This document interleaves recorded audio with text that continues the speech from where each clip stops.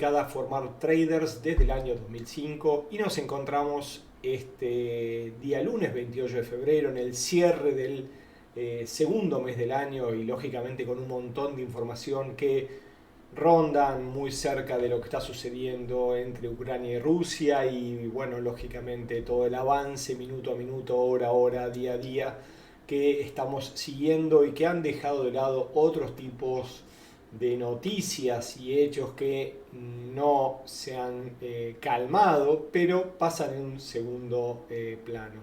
Como hacíamos mención recientemente y cuando recibíamos el saludo de ustedes, nos encontramos claramente en una jornada de cierre de mes donde estamos observando movimientos muy importantes en los mercados porque la situación actual y lógicamente todo lo que va avanzando respecto a este conflicto bélico entre Rusia y Ucrania está afectando fuertemente a los mercados y como decíamos recién, otros datos y otras noticias de importancia pasan a un segundo plano. Para ir haciendo una orden del día donde estamos mencionando los principales hechos, lo que podemos apreciar es que finalmente Wall Street cerró una sesión mixta en el inicio de semana, donde hubo cercanías entre el presidente de Ucrania, Volodymyr Zelensky y Putin, y terminó el Dow Jones cerrando con un 0,5 negativo, el Standard & Poor's 500 con un 0,25 y en cambio el Nasdaq terminó en terreno positivo con un 0,41%. Un muy fuerte rebote técnico vimos el viernes pasado, luego de la tremenda caída de los días anteriores cuando se desencadenó el conflicto bélico entre Rusia y Ucrania, donde fuertemente habían caído los principales índices, donde el oro había hecho un recorrido que hacía muchos años nos veíamos, había alcanzado muy velozmente entre 1895 y 1970, algo que no es normal en sus recorridos habituales, pero lo cierto es que el oro en momentos de incertidumbre se fortalece y más allá del retroceso que tuvo la jornada del día viernes, entendemos un retroceso técnico, la tendencia entendemos en este contexto va a ser alcista y lo seguiremos viendo en posibles zonas por encima de 1930, 1950, también 1970, lo estaremos analizando dentro de un ratito. No podemos dejar de lado lo que ha pasado con el rublo. Claramente la moneda rusa ha colapsado, se depreció aproximadamente un 15% frente al dólar, también algo similar frente al euro. Una de las razones principales es que los países del G7 han acordado congelar la mitad de las reservas internacionales del Banco Central de Rusia, una medida que también lógicamente se han sumado a otras que se estuvieron comunicando en las últimas jornadas. ¿Por qué? Porque también se sabe lo que ha pasado con el código SWIFT, ¿sí? Que lo que ha sucedido es que la Unión Europea, respecto al refuerzo de esas sanciones contra la economía rusa, ha desconectado del sistema de transacciones SWIFT a los bancos rusos, por lo cual en los últimos momentos están sonando en el mercado lo que pareciera podría ser una solución a través de China. Pero bueno, claramente una semana movida y obviamente donde el foco va a estar respecto al avance entre Rusia y Ucrania y a partir de allí el resto de las noticias pasarán, entiendo, a un segundo plano. Tenemos que recordar también que en este contexto no solamente el oro se fortalece, el dólar toma fuerza en el mercado de monedas, sino también que el petróleo sigue marcando un ritmo alcista.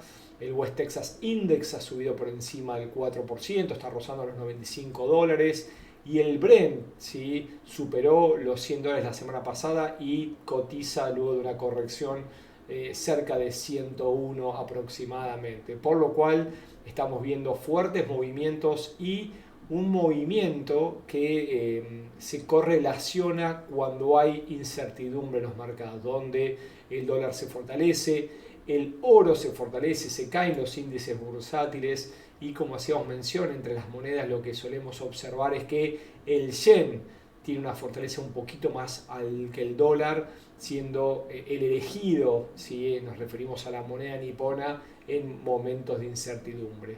También pudimos apreciar en el día de hoy, lunes 28, una disparada importante del Bitcoin que ha superado los $41.000 hace unas horas atrás, recuperando gran parte del recorrido y obviamente fue seguido por el resto también de las criptomonedas. ¿Qué está pasando en el calendario económico? Bueno, interesante ponernos a verlo en detalle. ¿Por qué? Porque como todos los inicios de cada mes, lo que se observa es importantes movimientos con los datos económicos, sobre todo con los datos de empleo. Pero antes del cierre y obviamente ya en horas del 1 de marzo vamos a conocer la decisión del Banco de Australia. Lo tendremos hoy, 10:30 pm, horario del este, horario de Nueva York. Se conocerán los tipos de interés que se mantienen en principio sin cambio en 0,10. Y en este actuar de los bancos centrales en el último tiempo, algunos se preguntan si quizás podemos ver una sorpresiva suba de tipos del Banco Australiano, algo similar a lo que hizo el Banco Nacional Suizo recientemente. ¿Cómo sigue la semana? Y obviamente comenzando el mes de marzo, mañana martes tendremos entre los datos más importantes el PBI desde Canadá, 8:30 pm horario del este. Hora y media más tarde el ISM de manufacturas desde los Estados Unidos a las 10, con un dato por encima del anterior, por lo cual lógicamente son datos positivos para la economía americana. Y a última hora, 7:30 pm, también conoceremos el PBI, pero en este caso desde Australia. Vamos al miércoles 2 de marzo y cada día que avanza empieza a haber mayor cantidad de datos de alto impacto. ¿Por qué? Porque tendremos las minutas de la OPEP. Claramente los países productores de petróleo se encuentran en un momento donde el crudo se fortalece y vuelve a estar por encima de los $100. La pregunta es si habrá alguna acción para controlar su precio y para tratar de reducirlo. Esas son las dudas del mercado. Vamos a ver qué sucede. También un poquito más tarde conoceremos el ADP, el Automatic Data Processing, que mide el cambio del empleo no agrícola desde los Estados Unidos, del sector privado, y nos suele brindar lógicamente un anticipo de lo que podría pasar el día viernes. También conoceremos desde Canadá la decisión de los tipos de interés, ¿sí? Desde el Bank of Canada, que se espera una suba de 1/4 de punto, de 0,25 a 0,50, en esta expansión de los tipos que planean los principales bancos centrales en las próximas reuniones durante el resto del año. También tendremos el discurso de Powell, por lo cual atentos entre las 8:30 y 8:15 y 10 de AM de horario de Estados Unidos, porque independientemente de los movimientos, ¿sí?, y la posible dirección que estaremos analizando dentro de un ratito, sin lugar a duda movimientos tendremos y lógicamente de importancia. Vamos al jueves, anteúltimo día de la jornada, y sin datos de relevancia en lo que es la eurozona y lógicamente en este contexto de guerra pasan en segundo lugar, pero también conoceremos PMI no solamente en España, en Italia, en Alemania, en Francia y en la eurozona también en Reino Unido, por lo cual varios datos desde el horario europeo. ¿En dónde nos concentraremos? Nos concentraremos en las peticiones de subsidio por desempleo a las 8:30, este dato semanal que mide el progreso del sector, de la variable de empleo dentro de la actividad económica en los Estados Unidos, semana a semana, y que junto con el ADP del día miércoles va a darnos una noción de lo que podemos esperar en las cifras oficiales del día viernes. También a las 10 conoceremos el ISM de servicio. Sí, habíamos mencionado que previamente se va a conocer el de manufacturas, lo conoceremos con datos también mejores a los esperados, y el discurso de Powell, cada vez que Powell habla, claramente moviliza el dólar y el dólar moviliza todos. ¿Por qué? Porque los mercados financieros cotizan en dólares, así que atento a las palabras de Powell a las 10 am. Un poquito más tarde, también conoceremos, hora y media más tarde, al discurso del número 1 del Banco de Inglaterra. Nos referimos a McClellan. Llega el viernes 4 de marzo, y como hacíamos mención recién, 8:30 am, la jornada de mayor impacto en los mercados en el último tiempo. ¿Por qué? Porque tendremos las peticiones de subsidio por desempleo en los Estados Unidos, que se esperan una reducción de 467 a 407.000 puestos creados, y una leve, sí, pero importante deducción de la tasa de desempleo de 4% a 3.9%. Los dos datos son buenos, más allá de que haya una reducción en la creación de empleo en Estados Unidos, por lo cual la expectativa y el sentimiento de mercado en principio es positivo hacia la economía americana. Por lo tanto, atentos lógicamente a lo que pueda suceder. Los invito al día jueves, ya que estaremos analizando en tiempo real, ¿sí?, y en vivo los movimientos del mercado, para analizar escenarios lógicamente de lo que pueda llegar a suceder el día viernes. Vuelvo a la presentación y lógicamente quedo atento a todo tipo de duda y pregunta que me quieran hacer llegar.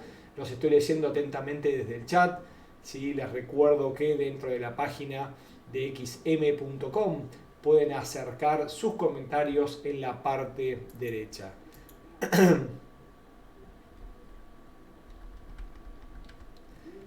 Muy bien, muchísimas gracias a todos los que me saludan. Algunos todavía lo siguen haciendo por Skype, otros por Facebook o Instagram. Estamos en directo desde xm.com, desde la opción live, y cubriendo gran cantidad de eventos en lo que son las jornadas diarias, por lo cual son más que bienvenidos a poder acercarme preguntas y dudas al respecto. Todos aquellos que lo quieran hacer, lo pueden hacer directamente desde la página en la opción del chat a la derecha, cuando directamente puedan acceder en la opción. Vamos un poquito al mercado, a lo que está sucediendo en estos momentos y lo que esperamos pueda llegar a suceder. Arrancamos una semana con gaps en los principales pares en el mercado Forex, no solamente en la libra esterlina, sino también en el yen, en el franco suizo, en el australiano, en el neozelandés. Pero nos vamos a detener en lo que pasó en el euro. ¿Por qué? Porque fíjense, fuertemente apareció un gap bajista. Esto indica cuando hay movimientos bélicos y lógicamente lleva incertidumbre al mercado. ¿Quién es el que suele fortalecerse? Claramente es el dólar. Y cuando observamos la apertura semanal, vimos agujeros de precio en gran cantidad de instrumentos financieros. Lo cierto es que nos los muestra claramente el euro dólar. ¿Por qué? Porque desde el cierre del viernes pasado a la apertura de esta nueva jornada nos regaló un importante gap desde 1.1235 hasta la zona de 1.1170. Estamos hablando de un muy fuerte gap que, como pueden apreciar, ya fue cubierto en la jornada del día de hoy.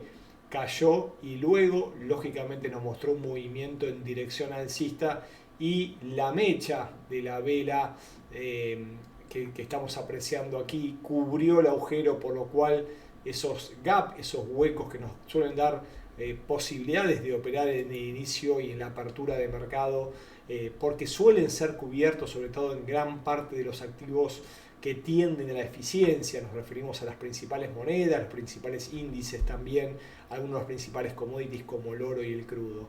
Lo cierto es que el gap fue cubierto y ahora sí vuelve a oscilar, más allá que está cotizando en el rango inferior de esta suerte de canal, que podría tratarse de un triángulo inverso, lo cual esto nos indicaría lógicamente un movimiento en dirección alcista desde las zonas actuales. Ahora bien, el quiebre, como decíamos aquí, de 1.1130, 1.1140 nos indicaría un fuerte movimiento a la baja de acá en adelante en el euro dólar, como consecuencia también de la fortaleza del dólar americano.